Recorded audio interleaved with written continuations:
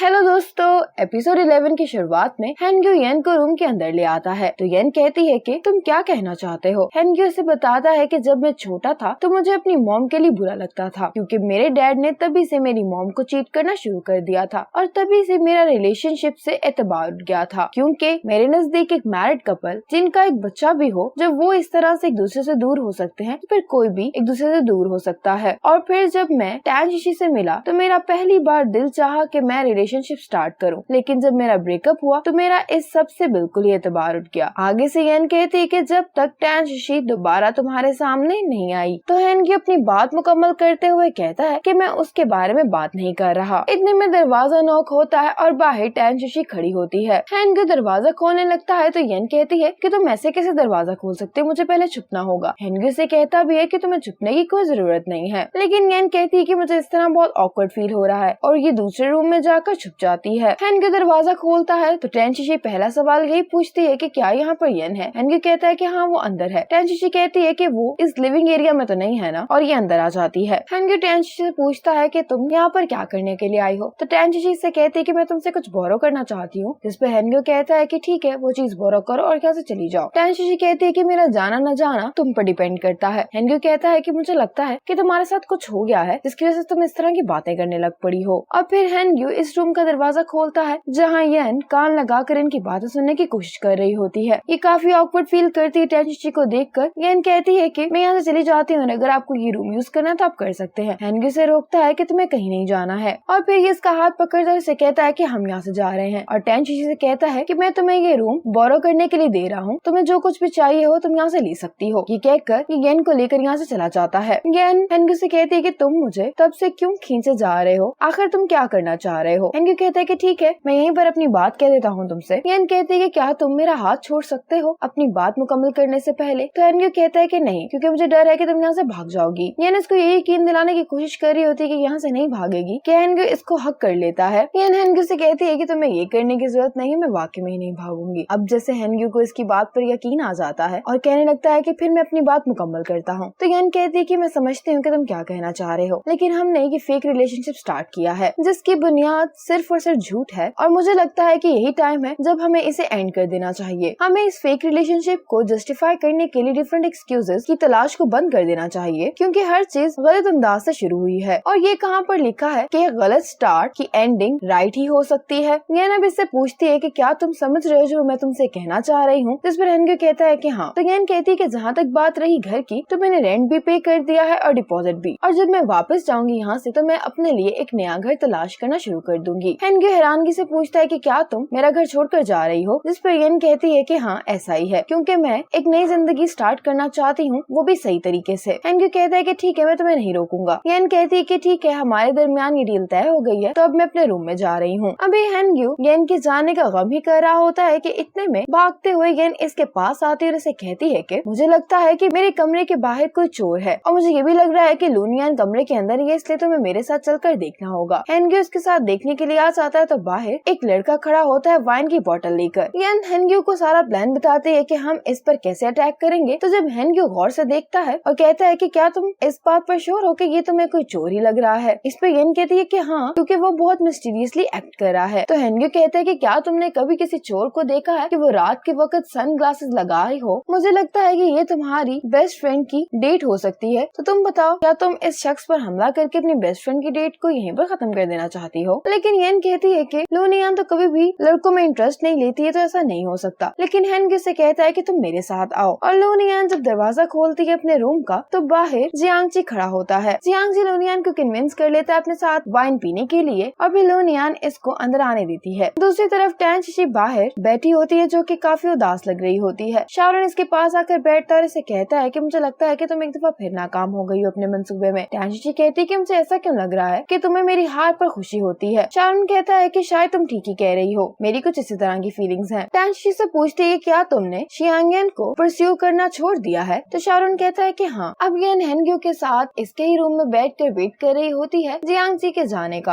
अब मिडनाइट हो गई होती है और येन भी इंतजार कर करके थक गई होती है और ये जाने लगती है, लेकिन हेनग्यू से रोकता है, उसे कहता है कि क्या तुम श्योर हो कि वो अभी तक चला गया होगा, जिस पर येन कहती है कि मुझे लगता तो है। हेनग्यू कहता है कि ये सिर्फ तुम्हारा ख्याल है, तुम्हें अपनी दोस्त को टेक्स्ट करना चाहिए, अगर 5 मिनट के अंदर अंदर उसने रिप्लाई नहीं किया तो इसका मतलब है कि वो वहीं पर मौजूद है। येन बिल्कुल ऐसा ही करती लेकिन 5 मिनट के अंदर भी रिप्लाई नहीं आता है। हेनग्यू से कहता है कि तुम आज रात यहीं रुक जाओ क्योंकि मुझे नहीं लगता कि तुम्हें इस टाइम पर कोई दूसरा रूम भी मिलेगा और आज हम शायद एक और दफा रूममेट्स बन सकते हैं। येन बिल्कुल भी ऐसा नहीं चाहती होती और उसे कहती है कि मैं उसे दोबारा टेक्स्ट करती हूँ। जियांगची वाइन पीकर यहीं पर सो गया होता है और लूनियान इसके जागने का वेट कर रही होती है। अब ये येन का मैसेज पढ़ती है तो इसे ये टाइप कर देती है कि मैं बिजी हूँ और येन भी आगे से इसको कह देती है कि मैं तुम्हें डिस्टर्ब नहीं करूंगी। लूनियन यहाँ पर बैठकर जियांगची से कह रही होती है कि तुम्हें टेस्ट करने के सिर्फ 2 ही तरीके हैं, या तो मैं तुम्हें ड्रंक कर दूं ताकि मैं तुम्हारी रियल पर्सनैलिटी को जान सकूं, या फिर मैं खुद भी ड्रंक हो जाऊं और देखूं कि तुम मेरे साथ क्या करते हो। पर अब चूंकि हम दोनों ही ड्रंक हैं तो तुम क्या करना चाहते हो। जियांगची इसके करीब आता है और फिर उठकर यहाँ से चला जाता है और थोड़ी देर बाद एक ब्लैंकेट लेकर नीचे जमीन पर लेटकर सो जाता है, जिसे देखकर लूनियान मुस्कुरा देती है। अब दूसरी तरफ येन को हेनग्यू के साथ फिर से रूम शेयर करना पड़ता है। जब ये दोनों सोने के लिए लेट जाते हैं तो येन हेनग्यू से कहती है कि मुझे लूनियान के बारे में काफी परेशानी हो रही है। तो हेनग्यू उसको कहता है कि तुम्हें परेशान होने की जरूरत नहीं है, उसका रूम बिल्कुल हमारे साथ ही है, अगर उसे कुछ होगा तो हम उसे बचाने के लिए फौरन पहुंच जाएंगे। येन इसको बताने लगती है कि मैं लूनियान के बहुत ज्यादा क्लोज हूँ। जब मैं यूनिवर्सिटी में थी तभी से मैं अपनी सारी बातें लूनियान से शेयर करती हूँ। वो मेरे लिए मेरे पेरेंट्स के बाद सबसे ज्यादा करीब है, लेकिन मैं लूनियान के बारे में ज्यादा कुछ नहीं जानती हूँ। मुझे बस ये मालूम है कि वो एक अच्छे खानदान से आई है, उसे ना काम करने की जरूरत है क्योंकि उसे पैसों की परेशानी नहीं है, लेकिन इन चीजों के अलावा मुझे ये नहीं मालूम कि वो कहाँ रहती है। हेनग्यू कहता है कि ये भी हो सकता है कि वो अपने आप को एक्सप्रेस करने में इतनी अच्छी ना हो। येन बताती है कि जब मैं अपने 4th ईयर में थी तो लूनियान ग्रेजुएट हो गई थी, लेकिन जब भी कोई वेकेशंस वगैरह आते थे तो लूनियान जानती थी कि मैं डोम में अकेली रह जाऊंगी, जिसकी वजह से वो मेरे साथ डोम में रहने के लिए आ जाती थी और उसने पूरा साल मुझे इसी तरह कंपनी दी। लेकिन अब मुझे रियलाइज होता है कि जिंदगी में कुछ चीजें ऐसी होती हैं जहाँ पर सिर्फ आपको अकेले ही जाना होता है, आप उस शख्स को भी अपने साथ नहीं रख सकते जो आपके सबसे ज्यादा क्लोज होता है। हेनग्यू बस इसकी बातें सुनते हुए मुस्कुरा रहा होता है। लूनियान जियांगची को देख रही होती है और अचानक से जियांगची कहने लगता है कि मैं इससे पहले कभी भी रिलेशनशिप में नहीं रहा हूँ और मैंने जो भी कुछ तुमसे डेटिंग के बारे में कहा था वो सब चीजें मैंने इंटरनेट से पढ़ी थी, क्योंकि मैं उन्हें किसी के साथ ट्राई करना चाहता था पर मुझे कभी मौका नहीं मिला। और जहाँ तक बात रही मेरे पहले रिलेशनशिप, हट जाता है और येन से पूछता है कि तुम मेरे बारे में क्या सोचती हो, जिस पर येन कहती है कि मुझे लगता है कि हम दोनों एक दूसरे के लिए सूटेबल नहीं है। हेनग्यू कहते हैं लेकिन मैं तुम्हें पसंद करता हूँ और इसके साथ हमारे पेरेंट्स भी हमारी शादी करना चाहते हैं क्योंकि हम दोनों एक दूसरे के लिए सूटेबल हैं। येन हेनग्यू से कहती है कि तुम्हारे पास एक करियर है, लेकिन मैं अभी ग्रो करना चाहती हूँ और मैं चाहती हूँ कि तुम मुझे ग्रो करने का मौका दो, और अगर तब तक तुम मुझे पसंद करते हुए तो फिर हम अपने इस रिलेशनशिप को स्टार्ट कर सकते हैं। और हेनग्यू इसके लिए रजामंद हो जाता है। जब सुबह येन उठती है तो इनके रूम में हेनग्यू नहीं होता है। ये बाहर सोफे पर जाकर बैठती है तो इतने में शारोन इसके पास आता है और येन शारोन से पूछती है कि तुम यहाँ अंदर कैसे आए। शारोन कहता है कि मेरी अभी मुलाकात बाहर हेनग्यू से ही थी और उसने मुझे बताया कि तुम दोनों रात साथ ही थे। ये बात सुनकर येन को काफी एम्बैरेसमेंट फील हो रही है और ये अपने आप से कहती है क्या हेनग्यू यही चाहता है कि दूसरे लोग हमें गलत समझें। अब येन इससे पूछती है कि तुम यहाँ पर क्यों आए हो, तो शारोन कहता है कि इस होटल का ब्रेकफास्ट बहुत अच्छा है और मैं तुम्हारे साथ वो ट्राई करना चाहता हूँ। ये दोनों ब्रेकफास्ट करने के लिए नीचे आ जाते हैं। येन शारोन से पूछती है कि आजकल तुम बहुत रिलैक्स दिखाई देते हो, क्या बात है। शारोन कहता है कि जब मैं पहले तुम्हारे साथ टाइम स्पेंड किया करता था तो मेरा मकसद तुम्हें अपने लिए परस्यू करना था ताकि मैं किसी के मकसद को हासिल करने में उसकी मदद कर सकूं, लेकिन अब जब मुझे ऐसा नहीं करना तो मैं काफी रिलैक्स फील करता हूँ। येन कहती है कि क्या तुम टेंशिशी की मदद कर रहे थे, तो शारोन कहता है कि तुम्हें ये बात कैसे मालूम है। येन कहने लगती है कि जब तुम उसके साथ होते हो तो तुम्हारे दिल में जो भी कुछ होता है वो तुम्हारे चेहरे पर साफ वाज़ेह होता है। शारोन कहने लगता है कि पहले मुझे लगता था कि जब तक टेंशिशी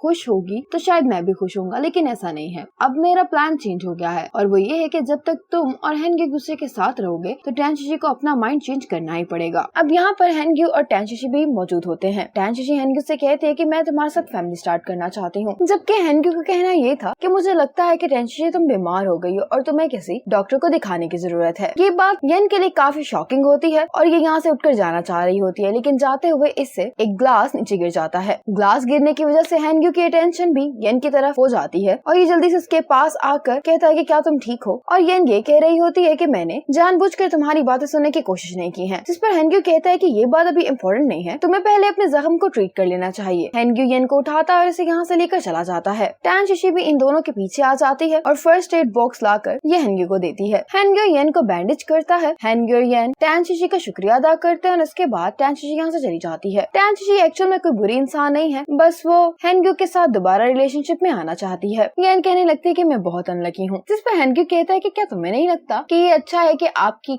केयर करने वाला कोई मौजूद हो। इस पर यन कहती है कि मैंने जो फैसला किया उस पर मैं डिटरमिन्ड हूँ, इसलिए तुम मेरा बार बार माइंड चेंज करने की कोशिश नहीं करो। हैंग्यू कहता है कि ठीक है, मैं नहीं करूंगा। टैन शिशी शारून से कहती है कि मैंने अब हैंग्यू पर गिव अप कर दिया है। शारून कहता है कि फिर तुम्हारा अब क्या प्लान है? टैन शिशी कहने लगती है कि अब मैं अपने काम पर वापस जाऊंगी क्योंकि मैंने एक काफी लंबे अरसे की ब्रेक ले ली है। अब शारून बड़ी चालाकी से खाने की मिसाल देते हुए कहने लगता है कि जरूरी नहीं है आप वही चीज दोबारा खाएं जिसको आप पहले टेस्ट कर चुके हैं, आपको कुछ नया ट्राई करना चाहिए। इसका इशारा अपनी तरफ होता है, कहने लगता है कि आप किसी छोटे को भी ट्राई कर सकते हैं, जिस पर टैन शिशी मुस्कुराते हुए यहाँ से चली जाती है। अब जियांग ची उठ जाता है और हैंग्यू येन को इसके रूम में छोड़ने के लिए आ रहा होता है क्योंकि इसके पैर में चोट लग गई होती है। जब हैंग्यू और येन लुनियान के रूम में जाते हैं तो वहाँ पर जियांग ची भी होता है। ये दोनों एक दूसरे को देखकर बस एक ही सवाल करते हैं और वो ये होता है कि तुम लोग यहाँ पर क्या कर रहे हो। येन तो काफी परेशान हो जाती है और ये जियांग ची से कहती है कि लुनियान कहाँ पर है और तुमने उसके साथ क्या किया है। जियांग ची कहने लगता है कि मैंने लुनियान के साथ कुछ भी नहीं किया है और फिर ये इन दोनों से सवाल पूछता है कि क्या तुम दोनों लुनियान को जानते हो, जिस पर येन कहती है कि हाँ, मैं लुनियान को पिछले 4 साल से जानती हूँ। अब जियांग ची काफी कंफ्यूज दिखाई दे रहा होता है। वो कहने लगता है कि जिस लड़की को मैं डेट करने की कोशिश कर रहा हूँ वो मेरी एक्स गर्लफ्रेंड की बेस्ट फ्रेंड है, यानी कि मैं अपनी करंट गर्लफ्रेंड की बेस्ट फ्रेंड का एक्स बॉयफ्रेंड हूँ। जिस पर ये दोनों ही कहते हैं कि तुम एक्स बॉयफ्रेंड नहीं हो क्योंकि इनका रिलेशनशिप कभी भी गर्लफ्रेंड बॉयफ्रेंड वाला नहीं था। जियांग ची को अब जो थोड़ा सा होश आता है तो इन्हें कहने लगता है कि मुझे नहीं मालूम कि लुनियान कहाँ पर गई है। मैं जब उठा तो लुनियान यहाँ पर मौजूद नहीं थी, लेकिन उसकी चीजें अभी भी यहीं पर मौजूद हैं। लुनियान का फोन यहीं पर रह गया होता है और जब यान उसको चेक करती है तो वहाँ पर एक पार्क का एड्रेस आ रहा होता है, यानी कि लुनियान अपनी पार्ट टाइम जॉब करने के लिए पार्क में गई है। येन इन दोनों से कहती है कि मैं जानती हूँ वो कहाँ पर है, इसलिए मैं वहाँ पर अकेली जाना चाहती हूँ। ये दोनों येन के साथ आने के लिए कहते हैं, लेकिन येन कहने लगती है मुझे लगता है कि लुनियान नहीं चाहती कि किसी को मालूम हो कि वो भी कहाँ पर है, इसलिए मुझे वहाँ पर अकेले ही जाना होगा। अब फिर येन इस पार्क में आ जाती है और एक डायनासोर वाले कॉस्ट्यूम वाला कोई पीछे से आकर येन को पकड़ता है। येन पहले तो बहुत ज्यादा शॉक्ड हो जाती है, लेकिन जब ये अपना मास्क उतारती है तो ये और कोई नहीं बल्कि लुनियान होती है। एक्चुअल में लुनियान इस बात पर बहुत शर्मिंदा होती है कि वो जिस लड़की को पसंद कर रही है एक्चुअल में वो उसकी बेस्ट फ्रेंड का एक्स है। लुनियान आगे कहती है कि मुझे कुछ समझ ही नहीं आ रहा था कि मैं क्या करूं, इसलिए मैंने सोचा शायद इस सिचुएशन से भाग जाना ही बेहतरीन हल है। यानी इसको समझाती है कि मेरे और जियांग ची के दरमियान एक मिसअंडरस्टैंडिंग थी जो हमने क्लियर कर ली है, इसलिए तुम उसको मेरे एक्स बॉयफ्रेंड के तौर पर भी कंसीडर नहीं कर सकती हो। और यानी इससे पूछती है कि क्या तुम उसको पसंद करती हो, जिस पर लुनियान कहती है कि हाँ, थोड़ा सा पसंद करती हूँ उसको मैं। और फिर लुनियान आगे कहती है कि जियांग ची का बिजनेस अच्छा है, वो एक अच्छी फैमिली से आया है, जबकि उसके मुकाबले में मैं सिर्फ एक हूँ। लुनियान येन से माफी मांगते हुए कहती है कि मैंने इतने साल तुमसे झूठ बोला है। येन इसको तसल्ली देते हुए कहती है कि मैं जानती हूँ अगर तुमने मुझसे झूठ भी बोला है तो तुम्हारी कोई अपनी रीजंस होंगी। लुनियान कहने लगती है कि जब मैं छोटी थी तब भी से मेरी फैमिली गरीब थी, मुझे वाटर कलर ब्रशेस खरीदने के लिए पैसे जमा करने में पूरा 1 साल लग गया था, लेकिन तब कुछ यूँ हुआ कि मेरे बेस्ट फ्रेंड को किसी ने बुली करने की कोशिश की। दूसरी क्लास के कुछ लड़के उसका वाटर कलर ब्रशेस का बॉक्स ले गए। मैं उनसे लड़ाई तो नहीं कर सकती थी, तो मैंने अपनी बेस्ट फ्रेंड को अपना वाटर कलर ब्रश बॉक्स दे दिया और तब मैंने ये डिसाइड किया कि मुझे इतने पैसे कमाने हैं ताकि मैं बहुत सारे वाटर कलर ब्रशेस के बॉक्स खरीद सकूं और मैं उनको अपने फ्रेंड्स के साथ भी शेयर कर सकूं और इसी तरीके से मैं खुश रह सकती हूँ। ये ना बस एक सवाल पूछती है, तुम यूनिवर्सिटी में क्लासेस अपने पार्ट टाइम जॉब की वजह से स्किप किया करती थी, तो फिर तुमने कोई फुल टाइम जॉब क्यों नहीं की? जिस पर लुनियान कहती है कि मैं एक फेक वेल्दी इमेज क्रिएट करना चाहती थी अपने बारे में और उसको मेंटेन रखने के लिए मैं फुल टाइम जॉब करना अफोर्ड नहीं कर सकती थी। ये इनको जैसे अब सारी बात समझ में आ जाती है और ये अपनी दोस्त को गले लगाते हुए कहती है कि तुम्हें अब से अपनी फीलिंग्स को हाइड करने की जरूरत नहीं है। पहले मैं तुम्हें सब कुछ बता दिया करती थी अपनी जिंदगी के बारे में और मैं भूल गई थी कि तुम्हें भी अपनी फीलिंग्स को एक्सप्रेस करने की जरूरत है। फिर ये लुनियान की तरफ मुस्कुराते हुए कहती है कि तुम्हें मेरी बेस्ट फ्रेंड हो और तुम्हें फिक्र करने की कोई जरूरत नहीं है, मैं तुम्हारे सारे सीक्रेट्स की हिफाजत करूंगी। इस पर लुनियान भी इसे मुस्कुराते हुए कहती है कि मुझे यकीन है कि तुम ऐसा ही करोगी। अब येन थोड़ा सा उदास फेस बनाकर इसको कहती है कि तुम इतनी अच्छी आर्टिस्ट हो, लेकिन पता नहीं क्यों तुमने ड्राइंग करना बंद कर दी है। लुनियान कहती है कि तुम्हें किसने कहा कि मैंने ड्राइंग करना छोड़ दी है? येन बहुत हैरानगी से पूछती कि क्या तुम अभी भी ड्रॉ करती हो? इस बात का जवाब देने के लिए लुनियान येन को अपने घर पर ले आती है और बाहर सेहन में लुनियान ने बहुत सारी पेंटिंग्स बनाकर रखी होती हैं। लुनियान येन को गले लगाती है क्योंकि बहुत खुश होती है इस बात पर कि कम से कम अब इसे अपनी बेस्ट फ्रेंड से तो कुछ भी छुपाने की जरूरत नहीं है। येन इसके बाद घर पर आ जाती है और हैंग्यू घर पर इसका वेट कर रहा होता है। येन हैंग्यू से पूछती है कि जियांग ची ने तुमसे क्या कहा? हैंग्यू कहने लगता है कि उसने मुझे बताया कि वो उस दिन इतना ड्रंक था कि उसे कुछ भी याद नहीं है, लेकिन जहाँ तक मैं जियांग ची को जानता हूँ उसकी कोई भी रोमांटिक हिस्ट्री नहीं है और लुनियान वो पहली लड़की है जिसके बारे में वो सीरियस है। येन कहती कि हाँ, मैं तुम्हारी इस बात पर यकीन कर सकती हूँ क्योंकि लूनिया ने मुझे बताया है कि उसका मुझे परस्यू करने का अंदाज बिल्कुल ऐसा लगता है जैसे उसने रोड साइड से कोई मैगजीन खरीद कर उसमें से की सारी ट्रिक्स सीखी हैं। हेंग्यू कहता है कि क्या मैं भी जियांगची की तरह ही हूँ। येन काफी सीरियस फेस बनाकर इसे पूछती है कि तुम किसको परस्यू करने की कोशिश कर रहे हो। अब जब येन ने कोई साफ जवाब नहीं दिया होता तो हेंग्यू कहने लगता है कि हम किसी और बारे में बात करते हैं। हेंग्यू से पूछता है कि तुमने और लूनिया ने किस बारे में बात की। येन कहती है कि तुम जानते हो लड़कियों के कुछ सीक्रेट्स होते हैं। तो हेंग्यू कहता है कि क्या वो जानती है हमारे फेक रिलेशनशिप के बारे में। तो येन कहते है कि हाँ, वैसे भी ये थोड़ी देर से बाद खत्म ही होने वाला है। मैंने लूनियान से कहा है कि वो रेंटल घर की लिस्ट पर नजर रखे क्योंकि मुझे जल्द से जल्द किसी और घर में शिफ्ट होना है। और अब हेंग्यू आवाज देकर शाओ को बुलाता है, जिसे देखकर येन काफी खुश होती है और उसे कहती है कि तुम यहाँ पर क्या कर रहे हो। शाओ कहने लगता है कि मैं वीडियो गेम खेल रहा हूँ, इसलिए मैं तुम्हारी बात भी नहीं सुन सकता, और ये जल्दी से वापस अपने रूम में भाग जाता है। येन पूछती है कि तुम यहाँ इसे क्यों लेकर आए हो। हेंग्यू कहने लगता है कि इसके पेरेंट्स आउट ऑफ स्टेशन गए हुए हैं और इसने मुझसे कहा था कि मेरा एक एग्जाम है और वो चाहता है कि मैं उसको पढ़ाऊं। येन कहती है कि उसका जूनियर हाई एंट्रेंस एग्जाम तो खत्म हो गया है, तो अब वो कौन सा एग्जाम दे रहा है। हेंग्यू कहता है कि मुझे इसके बारे में नहीं मालूम, तुम जाकर खुद उससे पूछ सकती हो। येन अब इसके रूम में जाती है और शाओ से पूछती है कि तुम यहाँ पर क्या कर रहे हो। शाओ इसको बताता है कि हेंग्यू मेरे घर पर आया था और उसने मुझे कहा था कि तुम क्यों ना कुछ दिन मेरे घर पर आकर रहो। तब मैंने आने से इनकार कर दिया था और ये कहा था कि मेरे कुछ एग्जाम्स हैं और मैं डिस्ट्रैक्शन नहीं चाहता हूँ। जिस पर हेंग्यू ने मुझे कहा था कि मैं पर्सनली तुम्हें ट्यूशन दूंगा और साथ में ये भी कहा था कि वो मुझे हर रोज 1 घंटा फ्री गेम्स खेलने के लिए देगा, और ये भी कि हेंग्यू मुझे रोजाना 2 बोतल्स कोक की भी पीने देगा। येन से कहती है कि तुम सिर्फ कुछ कोक की बोतल्स के लिए मुझे धोखा देकर उसके साथ डील कैसे कर सकते हो। शाओ कहता है कि मुझे नहीं मालूम था कि तुम यहाँ से जाना चाहती हो। तो फिर येन कहती है कि हाँ, मैंने तो तुम्हें इसके बारे में बताया ही नहीं था। फिर इससे पूछती है कि तुम यहाँ तक कब तक ठहर रहे हो और तुम्हारा कौन सा एग्जाम है। शाओ कहता है कि एक चिल्ड्रन स्ट्रीट डांस कंपटीशन आ रहा है और उसमें मैंने पार्टिसिपेट किया है। खाने के टेबल पर अब येन हेंग्यू से पूछती है कि तुम शाओ को यहाँ पर लाकर मुझे कुछ दिन रोकने में तो कामयाब हो गए हो, लेकिन तुम इन चंद दिनों में करना क्या चाहते हो। अब हेंग्यू इस बात का क्या ही जवाब देता, और ये एक नजर शाओ की तरफ देखता है और शाओ इसकी तरफ, और फिर शाओ कहता है कि इसके पीछे सिर्फ एक सिंसियर हार्ट है। येन कहती है कि शाओ तुम यहाँ पर रह सकते हो, लेकिन जैसा पिछली दफा हुआ था वैसा कुछ भी नहीं होने वाला। इस दफा मैं अपने रूम में अकेली सोऊंगी और तुम हेंग्यू के साथ रूम शेयर करोगे। ये सब कुछ येन ने काफी होसीले अंदाज में कहा होता है, इसलिए ये दोनों इस पर कोई भी ऑब्जेक्शन नहीं करते हैं। हेंग्यू अगले दिन शाओ को डांस क्लास में लेकर आया होता है, लेकिन ये दोनों यहाँ पर बैठकर सो रहे होते हैं। अब हेंग्यू की जब आंख खुलती है तो ये शाओ को फोर्स करता है कि तुम जाकर ट्रेनिंग करो, लेकिन शाओ तो ट्रेनिंग करने के लिए मान ही नहीं रहा होता और वो कहता है कि मैंने तुम्हें कहा भी था कि मुझे किसी के साथ सही से नींद नहीं आती है। जिस पर हेंग्यू कहता है कि तुम सारी रात अपने दांतों से अजीब अजीब आवाजें निकाल रहे थे और तुमने लात मारकर मुझे बेड से भी गिरा दिया था, उसके बावजूद भी तुम्हारी नींद पूरी नहीं हुई, जबकि मेरी कमर अभी भी दुख रही है। शाओ तो कोई जवाब ही नहीं देता और ये हेंग्यू के कंधे पर सर रखकर यहीं पर सो जाता है। अब कुछ देर बाद जागकर शाओ एटलीस्ट प्रैक्टिस कर ही लेता है। अब शाओ हेंग्यू से आकर कहता है कि यहाँ पर येन पहुँचने वाली है और तुम यही चाहते हो ना कि येन तुम्हें कभी भी छोड़कर नहीं जाए। जिस पर हेंग्यू कहता है कि हाँ, तुम्हारे पास कोई आइडिया है उसे रोकने के लिए। शाओ कहता है कि तुम्हें येन को ये यकीन दिलाना चाहिए कि जैसे ही वो तुम्हें छोड़कर जाएगी तो तुम किसी और के टारगेट बन जाओगे और इस तरह से वो तुम्हें कभी भी छोड़कर नहीं जा पाएगी। हेंग्यू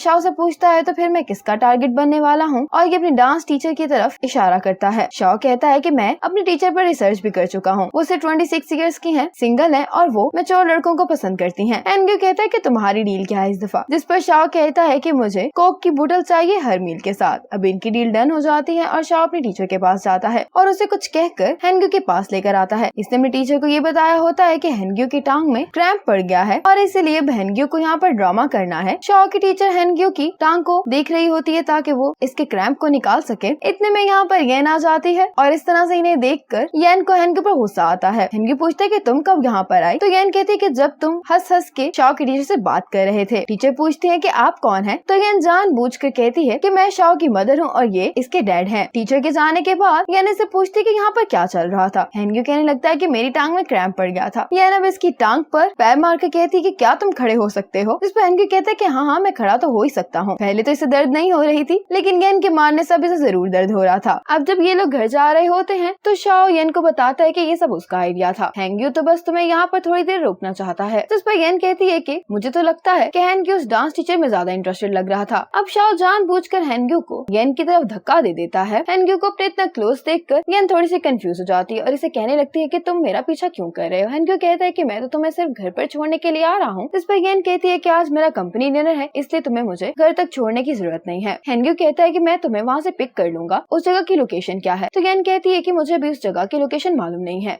इतने में ही येन को मैसेज आ जाता है और लोकेशन होती है इसके डैड का रेस्टोरेंट। येन काफी हैरान होती है कि आखिर इनका कंपनी डिनर यहाँ पर क्यों हो रहा है। तो हीयॉन बताती है कि इस नॉवल के ऑथर ने ही ये जगह सिलेक्ट की है। शाओ और हेनग्यू अंदर चले जाते हैं जबकि येन अपने कोलीग्स के साथ डिनर करने के लिए बैठ जाती है। अंदर जाकर हेनग्यू की मुलाकात येन की मॉम से होती है और ये येन की मॉम से पूछता है कि क्या आपने डिसाइड कर लिया है कि आप कब ट्रीटमेंट ले रही हैं। जिस पर येन की मॉम कहती है कि तुम दोनों की जल्दी शादी होने वाली है। मैं नहीं चाहती कि मेरे ट्रीटमेंट की वजह से तुम दोनों की शादी रुक जाए। और दूसरी वजह यह है कि हमारे रेस्टोरेंट पर सिर्फ मैं और येन के डैडी काम करते हैं। अगर मैं भी ट्रीटमेंट ले लूंगी तो येन के डैड अकेले ये जगह नहीं संभाल पाएंगे। हेनग्यू कहता है कि शाओरन कहाँ पर है, जिस पर येन की मॉम बताते हैं कि उसने रिजाइन कर दिया है। हेनग्यू कहता है लेकिन एक डॉक्टर होने के नाते ये बताना मेरा फर्ज है कि आपको जल्द से जल्द अपना ट्रीटमेंट करवा लेना चाहिए। जिस पर येन की मॉम कहती है कि मैं तुम्हारी बात समझती हूँ लेकिन मेरे अपने ही कुछ प्लान्स हैं। अब इनका हेड एक लड़के को वहाँ पर लेकर आता है और वो शाओरन होता है और इनका हेड बताता है कि जिसके नॉवल पर ये लोग काम कर रहे हैं उसका ऑथर शाओरन है। शाओरन अब अंदर येन के मॉम डैड को हाई करने के लिए आ जाता है लेकिन शाओ और हेनग्यू यहाँ पर बारबेक्यू स्क्यू बना रहे होते हैं। शाओरन इसको बताता है कि मैं टैन शिशी को पसंद करता हूँ, जिस पर शाओ और हेनग्यू दोनों ही इसको थम्स अप देते हैं। शाओरन कहता है कि पहले मैं येन को चेस कर रहा था और अब मैं टैन शिशी को चेस करने की कोशिश कर रहा हूँ, क्या तुम इसकी वजह नहीं पूछोगे। तो हेनग्यू कहता है कि तुम येन को चेस इसलिए कर रहे थे क्योंकि तुम टैन शिशी के साथ क्लोज होना चाहते थे, क्या यही तुम्हारी वजह नहीं है। शाओरन कहता है कि टैन शिशी सही कहती है, मैं वाकई में ही बच्चा हूँ, मैं जो भी सोच रहा होता हूँ बाकी सबको वो कैसे मालूम हो जाता है। हेनग्यू कहता है कि येन से मिलने से पहले मैं भी इमेच्योर था, मुझे नहीं मालूम था कि जेलसी क्या होती है। मैं जानता था कि तुम येन को चेस कर रहे हो ताकि तुम टैन शिशी का दिल जीत सको, लेकिन जब भी मैं तुम्हें येन के साथ देखता था तो मुझे जेलसी फील होती थी। तुम मेरी तरह बिल्कुल मत बनो, अगर तुम वाकई में किसी को पसंद करते हो तो तुम्हें उसके साथ स्ट्रेट फॉरवर्ड होना चाहिए और उसे बता देना चाहिए। अब खाने के दौरान येन का हेड हीहॉन की कमर पर हाथ रखता है जो कि हीहॉन के लिए बहुत अनकंफर्टेबल होता है और वो इस गैदरिंग में इसको कुछ कह भी नहीं पा रही होती कि इतने में यहाँ पर टैन शिशी आती है और ये आते सार ही एक प्लेट तोड़ देती है और ये इस हेड से कहती है कि तुम क्या कर रहे हो। जिस पर अब ये हेड टैन शिशी पर ही गुस्सा करते हुए कहने लगता है कि तुम अभी इस रेस्टोरेंट पर आई हो और तुमने आते सार यहाँ पर एक प्लेट तोड़ दी है। टैन शिशी कहती है कि तुम फिक्र नहीं करो, मैं प्लेट के लिए पैसे दे दूंगी, लेकिन अगर तुम्हारा हाथ इधर उधर बिला वजह ही मूव किया तो तुम जानते हो कि मैं तुम्हारे हाथ के साथ क्या करूंगी। ये हेड ऐसे बिहेव करता है जैसे इसने तो कुछ किया ही नहीं है और ये टैन शिशी से कहता है कि आखिर मैंने किया ही क्या है। टैन शिशी इस लड़की से इसका नाम पूछती है और कहती है कि अभी इसने तुम्हारे साथ क्या किया है। हीहॉन जूनियर होती है और ये अपने हेड से डर रही होती है, इसलिए सबके सामने कुछ भी कन्फेस नहीं करती है। टैन शिशी हेड के करीब आती है और इससे कहती है कि अब चूंकि कुछ भी नहीं हुआ है तो ये एक और प्लेट पकड़ती है और तोड़ देती है और साथ में कहती है कि मैं इस प्लेट के भी पैसे दे दूंगी। जबकि येन और बाकी सब भी ये सब देखकर काफी हैरान होते हैं और इसी मोमेंट पर ये एपिसोड खत्म हो जाती है।